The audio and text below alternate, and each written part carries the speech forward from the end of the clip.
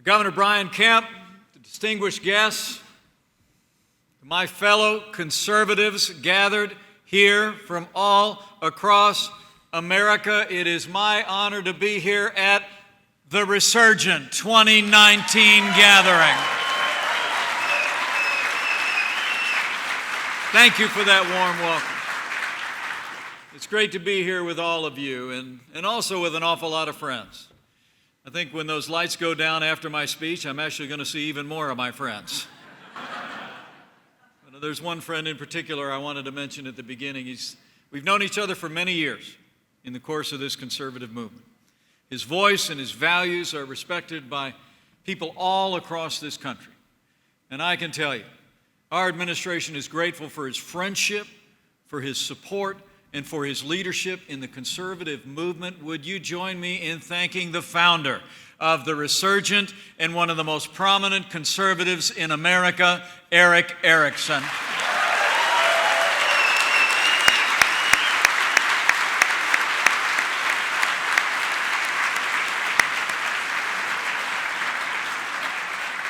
And let me also say what a privilege it is for me to be back in Georgia with another friend of mine. You know, I can honestly say I was for your new governor before it was cool.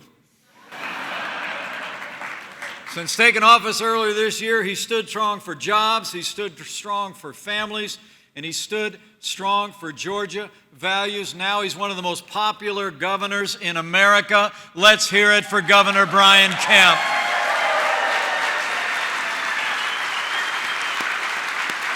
Thank you, Brian.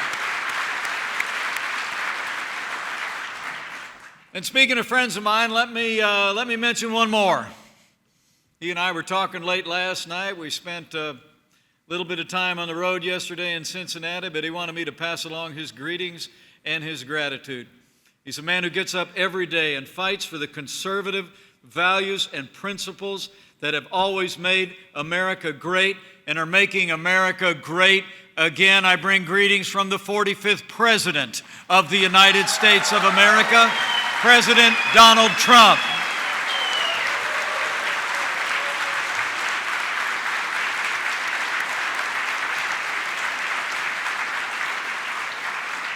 You know, I can tell you it's the greatest honor of my life to serve alongside a president who literally gets up every day to keep the promises that he made to the people of Georgia and the people of this country. You know, the president once said, all of you are part of a movement, in his words, that's, quote, reclaiming our future, rebuilding our country, restoring our destiny, and renewing our values. And it's the principles in this movement, the principles grounded in the American founding, that are the true source of American greatness. And you are that movement, and we are grateful for your support. We truly are. You helped elect this president in 2016. You helped elect conservatives at every level. Yours is a movement that, frankly, has been turning our nation back to the ideals of our founder for decades. You know, I first ran for Congress back in 1988 when Ronald Reagan was president and I had dark hair. But I saw then the difference the conservative movement had made, turning our nation around in the 1980s. And in all the years since, you have never relented. And because of all of you, starting in 2016, conservative principles are resurging all across America and reviving the greatness of this nation.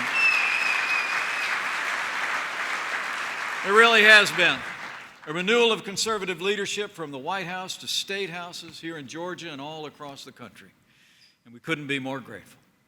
You know, when I think of the last 2.5 years of our administration, I think there's only one way you can describe it. I think it's been 2.5 years of action. It's been 2.5 years of results. It's been 2.5 years of promises made and promises kept, and we're just getting started, Georgia. I mean, think about it. In just 2.5 short years, We cut taxes across the board. We rolled back red tape. We've unleashed American energy, and we forged trade deals that are free and fair and finally put American jobs and American workers first. And the results are truly remarkable. As the job report today confirms, since Election Day 2016, businesses large and small across America have created 6.2 million new jobs.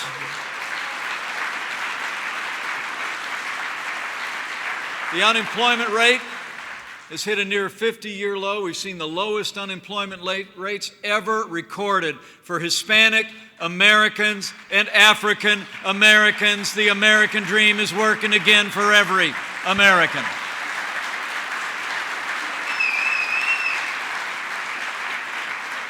And wages are rising. Wages are rising across the board. Yesterday I was in South Central Pennsylvania at the only crane manufacturer in the United States that's American-owned and American-produced. And there they told me they'd created 350 new jobs in the last 2.5 years alone. But they also said that wages are going up. They're bringing more and more people in, and they're paying them more and more. In fact, wages are rising at the fastest pace that they've risen in more than 10 years. And probably most meaningful to the president and me is that wages are rising today most rapidly for blue-collar, hard-working Americans. The forgotten men and women of America are forgotten no more. You know, this economy is booming, and the American people know it. And I know I don't have to tell you the statistics to know that. You know, Karen and I saw that firsthand. We took a little vacation time down near Fort Myers. It was just 2 days. But we were sitting out there on the beach, true story, and I had a ball cap on, sunglasses, sitting there next to my wife, and these two big fellows were walking by wearing Budweiser T-shirts. And one of them stopped and looked at me and he said, "Hey, you're Vice President Mike Pence." I said, "Yes, I am." And he said, "Well, listen," he said, "you got to tell the president to keep doing what he's doing, because I made twice as much money last year as I made the year before." He said, "You tell him keep doing what he's doing."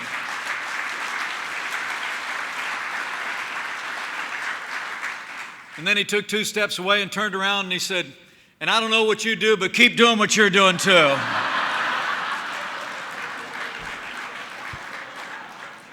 I promised him I would.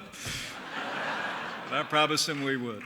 You know, one of the funnier things that I ever hear is when I'm out traveling across the country, people will look at me very earnestly and they'll say, "Just tell the president to keep going. Keep moving forward." Well, I think the people of Georgia know. You know, all the reverse is stripped out of that pickup truck. I mean, it just goes forward, and we're going to keep fighting until we make this country more prosperous than you could possibly imagine.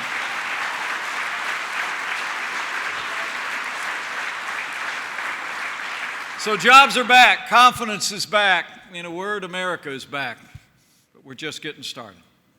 And I know all of you in this room are a part of a movement that has a boundless confidence in the American people and the opportunities this nation faces. And I want to assure you, from this president on down, so do we.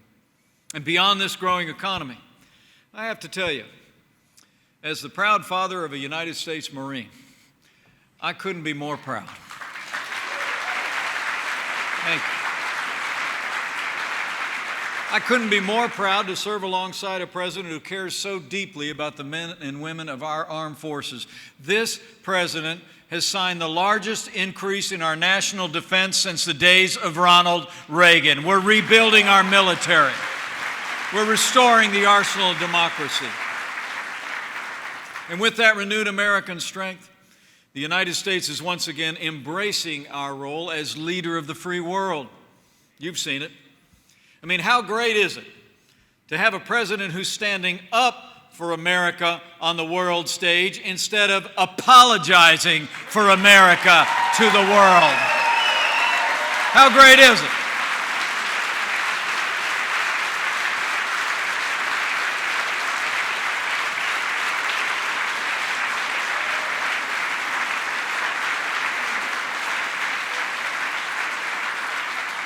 And under President Trump's leadership, we're standing with our allies and we're standing up to our enemies. Our NATO allies are contributing more to our common defense than ever before. And earlier this year, at the direction of our Commander-in-Chief, the United States Armed Forces captured every last inch of territory controlled by ISIS in Syria. They did it.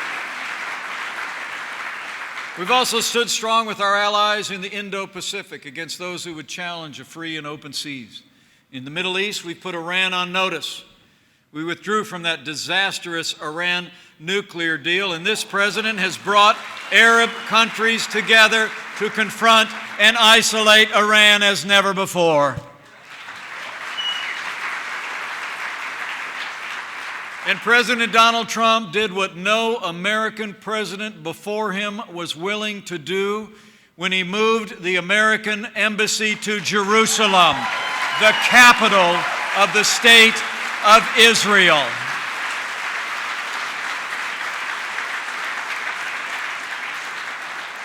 So we've been growing this economy. We've been providing for the national defense. We've been standing with our allies and standing up for our values at home and abroad. You know, this president has also stood strong for the ideals and principles that conservatives have cherished throughout the history of this movement. The ideals enshrined in our founding documents, in our Constitution and our Bill of Rights. And I'm proud to report to you that this president has appointed more conservatives to our federal Court of Appeals than any president in American history. 140 judges and counting, including Justice Neil Gorsuch and Justice Brett Kavanaugh.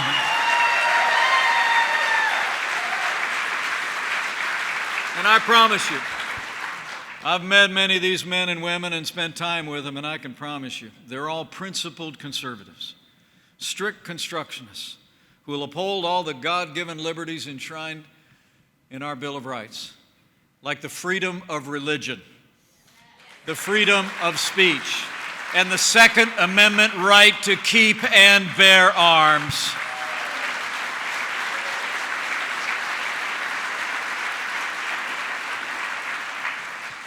And I got to tell you as well, while we stood for liberty, the rule of law, the foundation of our constitutional liberties, I couldn't be more proud to serve as vice president to a president who stands without apology for the sanctity of human life.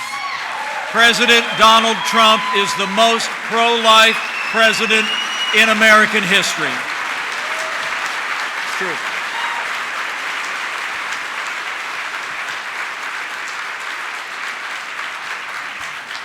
And let me say, the President and I are both grateful for the strong stand for life that Governor Brian Kemp and your legislature has made.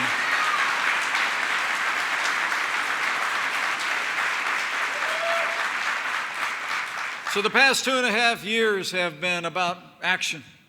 It's about moving forward on the common sense conservative principles that have always been at the center of this movement. It's been about jobs and prosperity. It's been about security at home and abroad. It's been about our fundamental liberties and strengthening America each and every day. Under President Trump's leadership, we've been able to do all of that and more. But if you know this president, that's just what he calls a good start. And men and women of the Resurgent, we are going to press ahead and build even more security and prosperity in the days ahead.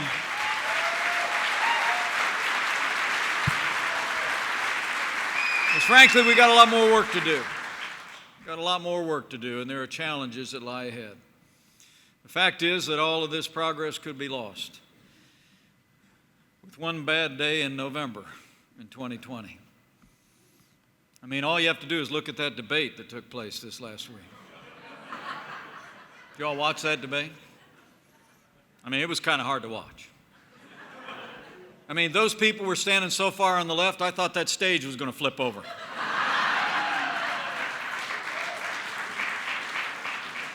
Anybody with me?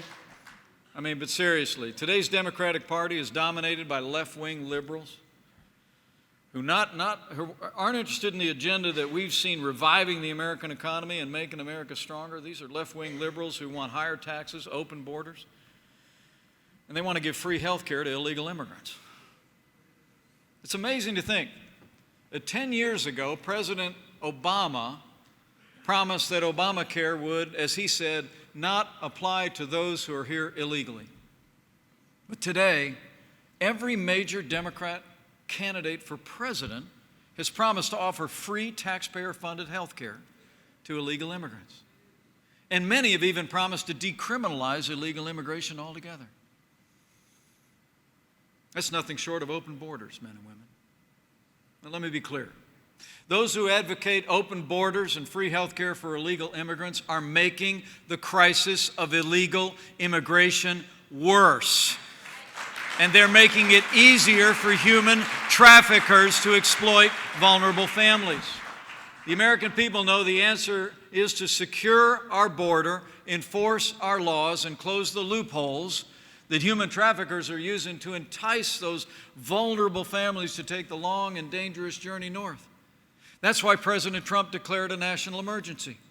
That's why we secured nearly $5 billion in humanitarian aid after months where Democrats said it was a manufactured crisis. And that's why we've already started to build that wall on the southern border of the United States.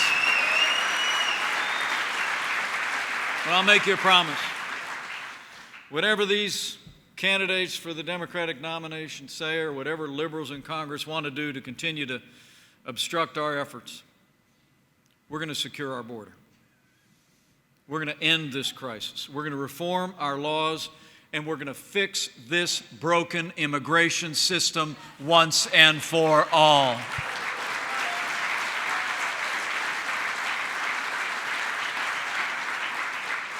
But for all the left-wing ideas that we heard on that stage this week, maybe worst of all is actually to hear leading Democrats running for president openly advocate an economic system that has impoverished millions and robbed the liberties of generations under the guise of the Green New Deal and Medicare for all. They're advocating socialism. But all of you conservatives gathered here know well, it was freedom, not socialism, that gave us the strongest and most prosperous nation in the history of the world. It was freedom. It was freedom, not socialism, that ended slavery, won 2 world wars, and stands today as a beacon of hope for all mankind.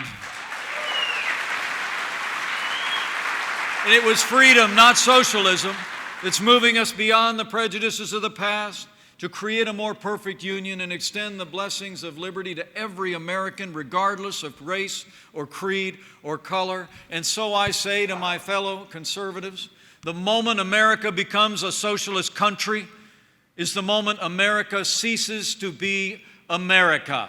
So we must say, as the President said with one voice, America will never be a socialist country.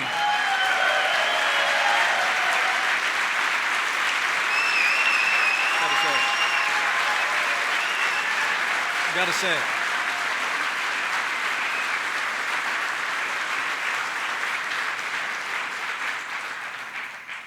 You know, Margaret Thatcher might have said it best. She said the problem with socialism is you eventually run out of other people's money. And we got to tell that story, men and women. Because, you know, it's not going to be enough just to win the next election. We got to win the next generation. We got to go tell the story to younger Americans about the truth about socialist policies. I mean, the truth is, you know, what Medicare for all really means is quality health care for none. And the only thing green about the Green New Deal is how much green it's going to cost all of us if they ever pass it into law. We got to tell the truth on it. You know, there's an old saying that the definition of insanity is trying the same thing over and over again and expecting a different result. We got to tell this rising generation here in Georgia and all across America. Socialism has been tried in dozens of countries all over the world, and it's still being tried today in places like Venezuela. Socialism has never worked before. It doesn't work now, and the American people must reject socialism and embrace freedom with renewed vigor and energy, and I know we will.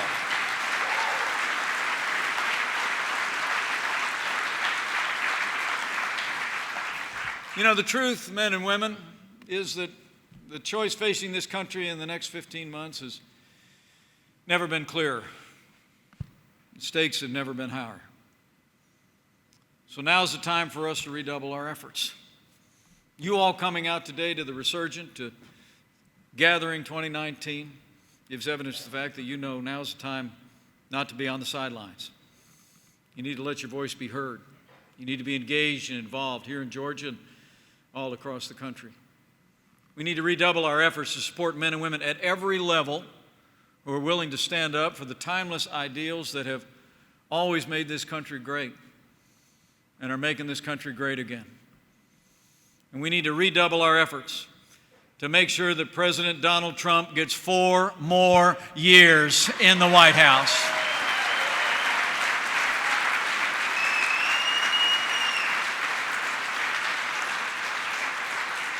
You know, 4 more years means more jobs.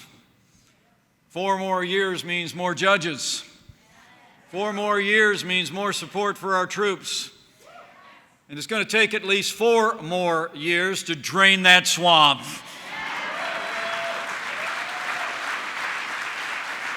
So let's get out and tell the story, because the stakes are that high. You know, President Reagan used to say, memorably, freedom is never more than 1 generation away from extinction. And the truth is that you all understand that. That's why you're here. And I know that you're going to bring that energy and that determination that brought you here today, that great American spirit that's been present throughout this conservative movement, throughout my lifetime, and throughout the generations, to the cause of the days ahead. And I want to thank you for the honor of coming out today and the honor of giving me such a warm Georgia welcome. I really do. You know,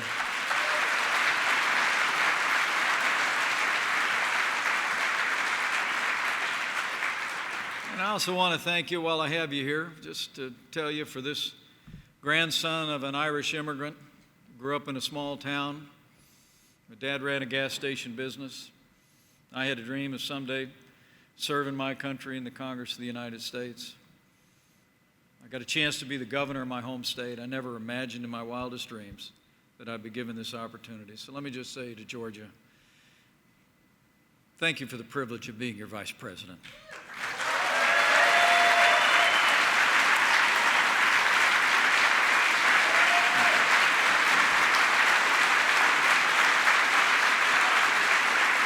I can't describe to you what it means.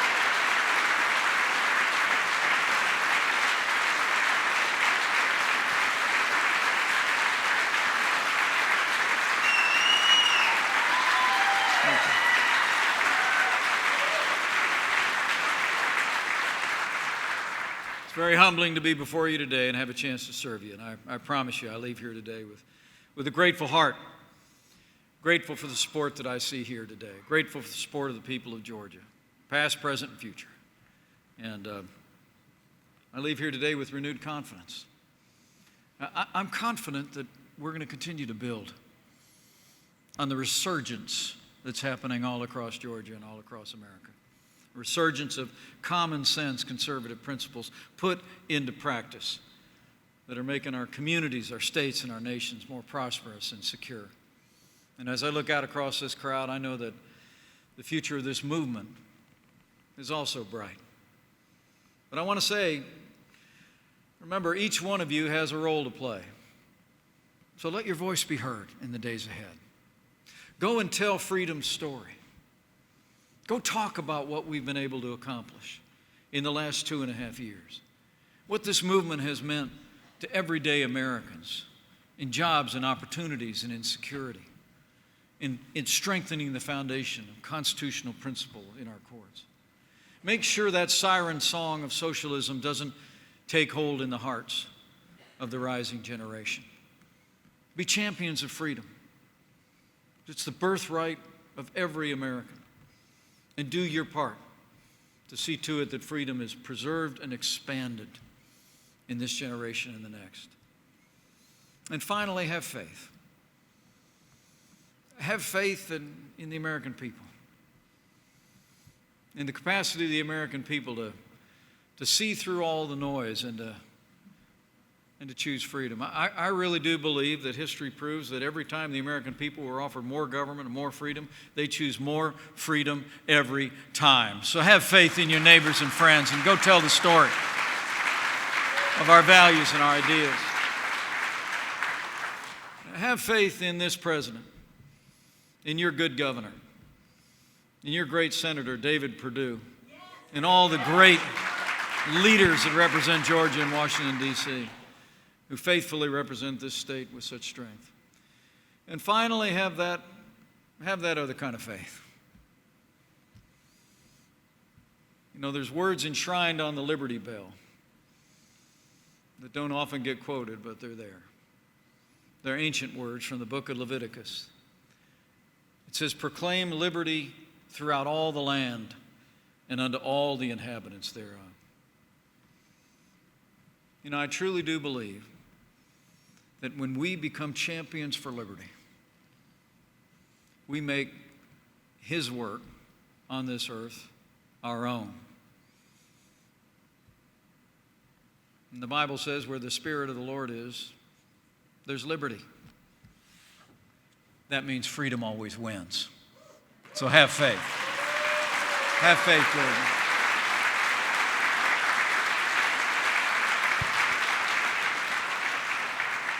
So men and women of the Resurgent, thank you again for such a warm welcome. I look forward to meeting as many of you as time permits. Keep on fighting. We'll keep on fighting. And we'll keep on winning. And we're going to make Georgia and America more prosperous than ever before. We're going to make Georgia and America safer than ever before. And working together with this president, with this governor, with all our fellow conservatives in this state and nation, we're going to keep making America greater than ever before. Thank you very much. God bless you. God bless Georgia. And God bless the United States of America.